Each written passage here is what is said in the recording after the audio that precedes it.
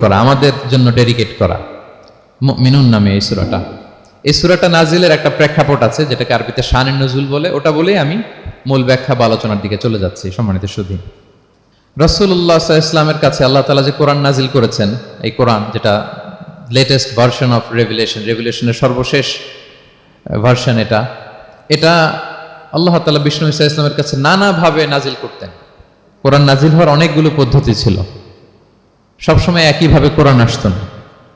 কখনো কখনো কোরআন আসতো মিসলা সলসালাতিল জারাস, আমরা ঘন্টা যখন বাজাই যে বিকট শব্দ হয়, এরকম বিকট আওয়াজে মাঝে মাঝে কোরআন নাজিল হতো। আপনাদের মনে থাকবার কথা, বাংলাদেশে আমরা যখন প্রাইমারি স্কুলে পড়তাম বা হাই স্কুলে পড়তাম, ঘন্টা শেষ হলে, একটা ক্লাস শেষ হলে দফতরি কি করতো বলেন তো?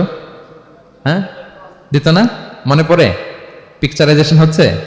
আচ্ছা, প্রচন্ড আওয়াজে ওই বেলের মধ্যে বাড়ি দিত। তখন আমরা বুঝতাম কি একটা ঘন্টা হয়েছে। এক ক্লাস শেষে একটা দিত, দুই ক্লাস শেষে দুইটা, ক্লাস যখন সব শেষ তখন অনেকগুলো দিত, বুঝতাম যে ছুটি আমাদের।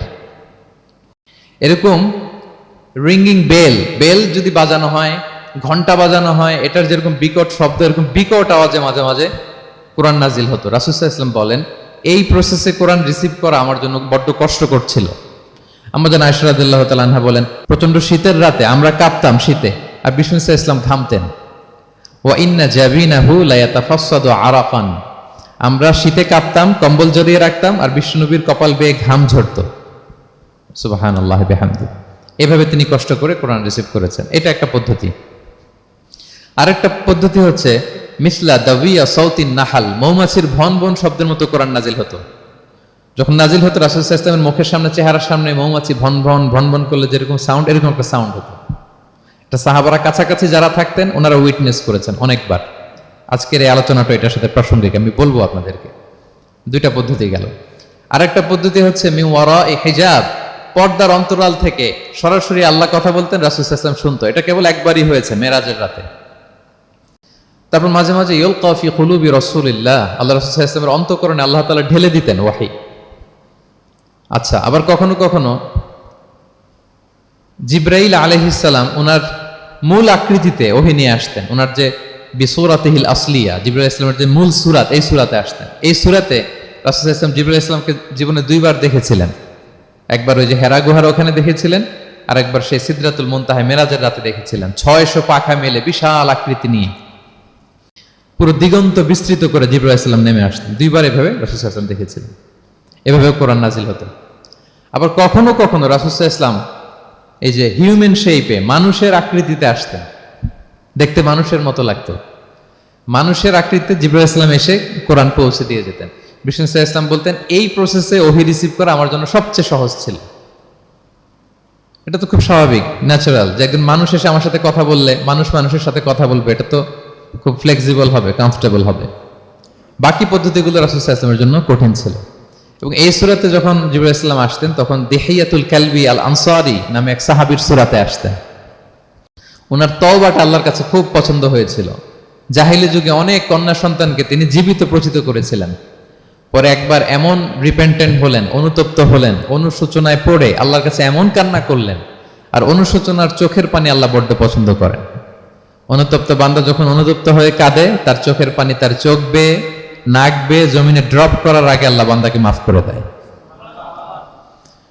তো আল্লাহর কাছে এত পছন্দ হয়েছিলেন, মানুষের সূরাতে আসলে ওনার সূরাতে এসে তিনি কোরআন দিয়ে যেতেন বিষ্ণু সাল্লাল্লাহু আলাইহি ওয়াসাল্লামকে। তো মুসনাদে আহমদ ইবনে হাম্বল একটা হাদিস এসছে, ওমর ফারুক রাদিয়াল্লাহু তাআলা আনহু এই হাদিসটা বর্ণনা করেন। তিনি বলেন যে আমরা একবার বিষ্ণু সাল্লাল্লাহু আলাইহি ওয়াসাল্লামের পাশে বসা, হঠাৎ সামি'না দাবিয়া সাউতিন নাহাল, মৌমাছির ভন ভন শব্দ শুনতে পেলাম, কিন্তু তাকিয়ে দেখি কোনো মৌমাছি নাই। তখন বুঝলাম যে রাসূল সাল্লাল্লাহু আলাইহি ওয়াসাল্লাম ওহী রিসিভ করছেন। কি রিসিভ করছেন? ওহী রিসিভ করছেন। ঠিকই রাসূল সাল্লাল্লাহু আলাইহি ওয়াসাল্লাম কিবলামুখী হলেন, ফাস্তাকবালাল কিবলা। অনেকক্ষণ তিনি চুপ করে গম্ভীর হয়ে বসে থাকলেন, ওহী রিসিভ করলেন। এরপর সাহাবাদের দিকে তাকিয়ে উনি হেসে দিলেন। হেসে বললেন, এইমাত্র সূরাতুল মুমিনুনের প্রথম 10টা আয়াত আমার উপর নাজিল হয়েছে, এবং এই 10টা আয়াতে মুমিনদের 7টা বিশেষ বৈশিষ্ট্যের কথা বলা হয়েছে। মান আকামা হুন্না দাখালাল জান্নাহ, যেই 7টা বৈশিষ্ট্য নিজের মধ্যে ধারণ করবে সে আল্লাহর জান্নাতের ওয়ারিস হয়ে যাবে।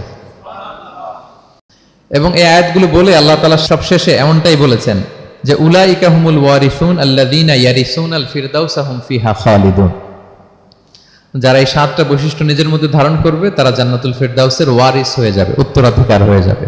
ওয়ারিস বুঝেন তো না? ওয়ারিস, ওয়ারিস মানে হচ্ছে আপনি বাবার কাছ থেকে ইনহেরিটেন্স হিসেবে যেটা পেলেন। বাংলাদেশে দেখবেন যে অনেক জমি জমার মধ্যে প্লটের মধ্যে সাইনবোর্ড দেয়া থাকে যে ক্রয় সূত্রে এই জমির মালিক অমুক, বায়না সূত্রে এই জমির মালিক অমুক, তারপর ওয়ারিস সূত্রে এই জমির মালিক আব্দুর রহমান লেখা থাকে না এরকম। ওয়ারিস সূত্রে মানে এটা উনি কিনে নাই, এটা ওনার কার কাছ থেকে? বাবার কাছ থেকে পেয়েছেন, উত্তরাধিকার সূত্রে পেয়েছেন। তো দেখেন আল্লাহ তাআলা এই শব্দটাই, লিটারালি এই শব্দটাই ব্যবহার করেছেন যে আল্লাযীনা ইয়ারিসুনাল ফিরদাউসা হুম ফিহা খালিদুন। বিশ্বাসীরা যদি এই 7টা গুণ নিজের মধ্যে ধারণ করে তাহলে বাবার সম্পদে সন্তানের যেমনি ভাগ থাকে সে ওয়ারিস হয়, আমার এই উম্মতেরা, আল্লাহর এই বান্দারা জান্নাতুল ফেরদাউসের ওয়ারিস হয়ে যাবে। তো বলেন আমরা জান্নাতুল ফেরদাউসের ওয়ারিস হতে চাই কি চাই না? চাই, সবাই চাই। হ্যাঁ বলেন বলেন, চাই তো? ইনশাআল্লাহ ইনশাআল্লাহ, আল্লাহুম্মা জাআলনা মিনহুম। তোমরা তাহলে শুনি আল্লাহ তাআলা কি বৈশিষ্ট্যের কথা বললেন যেগুলো ধারণ করলে আমরা জান্নাতুল ফেরদাউসের ওয়ারিস হব। আম্মা জান আয়েশা রাদিয়াল্লাহু তাআলা আনহাকে সাহাবারা জিজ্ঞেস করতেন যে আম্মা জান কাইফা কানা খুলুকু রাসূলিল্লাহ, আল্লাহ রাসূল সাল্লাল্লাহু আলাইহি ওয়াসাল্লামের আচরণ কেমন ছিল? তিনি বলতেন কানা খুলুকুহু আল কুরআন, রাসূল সাল্লাল্লাহু আলাইহি ওয়াসাল্লামের আচরণ ছিল কোরআনের মতো আচরণ। উম্মে সালামা রাদিয়াল্লাহু তাআলা আনহা আমাদের আরেক আম্মা জান, ওনাকে জিজ্ঞেস করা হলে উনি বলতেন রাসূল সাল্লাল্লাহু আলাইহি ওয়াসাল্লাম যখন রাস্তা দিয়ে হেঁটে যেতেন কাআন্নাল কুরআনা ইয়ামশি আলাল আরদ, মনে হতো লিভিং কোরআনটা রাস্তা দিয়ে হেঁটে যাচ্ছে। তো সাহাবারা যখন আরো ইন ডিটেইল জানতে চাইলেন তখন আম্মা জান আয়েশা বললেন তোমরা সূরা মুমিনুনের প্রথম 10 আয়াত পড়ো, এই 10 আয়াতে যা যা আল্লাহ বলেছেন এটাই ছিল খুলুকু রাসূলিল্লাহ, এটাই ছিল বিশ্বনবীর আচরণ। তো আসুন আমরা দেখি রাসূল সাল্লাল্লাহু আলাইহি ওয়াসাল্লামের আচরণ কেমন ছিল এবং কোন বৈশিষ্ট্যগুলো থাকলে আল্লাহ তাআলা আমাদেরকে জান্নাত দিয়ে ধন্য করবেন। সূরাতুল মুমিনুনটা আল্লাহ তাআলা শুরু করছেন ক্বাদ আফলাহাল মুমিনুন আল্লাযীনা হুম ফি সালাতিহিম খাশিউন, অর্থাৎ সফল হয়েছে তারা, ঈমান এনেছে যারা। প্রথম আয়াতের অর্থ হচ্ছে ক্বাদ আফলাহাল মুমিনুন, বিশ্বাসীরাই সফল হয়েছে। আল্লাহ তাআলা সফলতার মানদণ্ড এখানে ফিক্স করেছেন, ক্রাইটেরিয়া ফিক্স করেছেন ঈমান, বিশ্বাস, যেটা সবচাইতে দামি। সবচাইতে দামি কি? ঈমান, সবার উপরে ঈমান। এজন্য যারা ঈমান এনেছে আল্লাহর উপর, যারা বিশ্বাস স্থাপন করেছে তারাই সফল হয়েছে।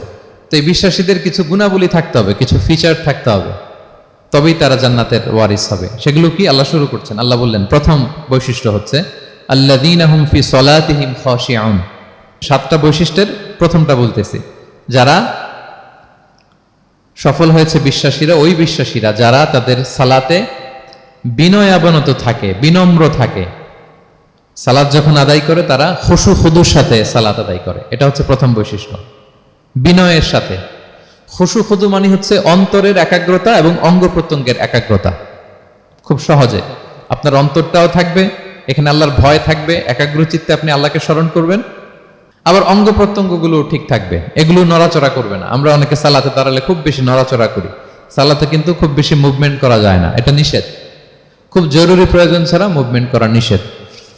আল্লাহ বলেন আল্লাযীনা হুম ফি সালাতিহিম খাশিউন, প্রথম বৈশিষ্ট্য হচ্ছে যারা তাদের সালাতে বিনয়াবনত থাকবে, একাগ্র চিত্তে সালাত আদায় করবে। এতটা একাগ্র চিত্তে তারা অন্তরের মধ্যে এই উপলব্ধি ধারণ করবে যে আমি যে ইবাদত করছি এটা আল্লাহ দেখছেন, Allah is watching me, Allah is observing me. Allah তাআলা